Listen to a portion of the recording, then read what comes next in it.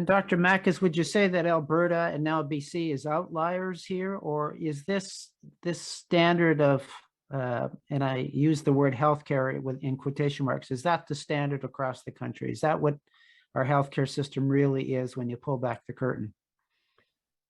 In terms of corruption, I would say that it's probably very similar all across Canada.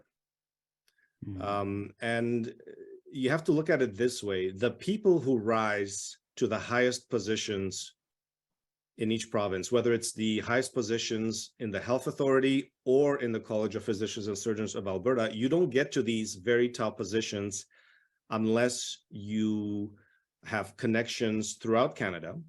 So for example, we saw that AHS CEO, Dr. Verna Yu, when just before she was fired, the Kenney government had attacked her and said that she had lied throughout the pandemic, that the Jason Kenney government gave her money to increase ICU beds, and they refused to increase ICU beds.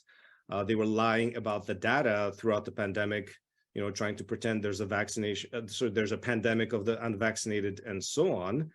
And what we saw is there were so many people that came to her defense outside of Alberta. We saw healthcare executives in Toronto come to her defense. We saw healthcare executives in Vancouver. So you have to think of this as a national network of highly politically connected individuals who have to be loyal to the federal government. That's the number one priority, is that they have to be loyal to the Trudeau Liberal government. And then they get into those positions. They're expected to do certain things once they're in those positions. And so that's why we've really seen this sort of lockstep action throughout Canada. Because if you think about the pandemic, if we have 12 different provinces and territories, we should have had different response to the pandemic in every single province. Every college should have had a different response. Some provinces would have had a vaccine mandate. Some provinces would not have had a vaccine mandate for their healthcare workers. Some provinces should have blocked early treatments. Some provinces wouldn't have blocked early treatment, would have allowed ivermectin, hydroxychloroquine, and other early treatments. And that's not what we saw.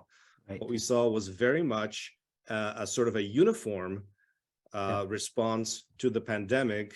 And I think that just goes to show you that the leaders of those institutions have certain loyalties that they must have before they get those jobs.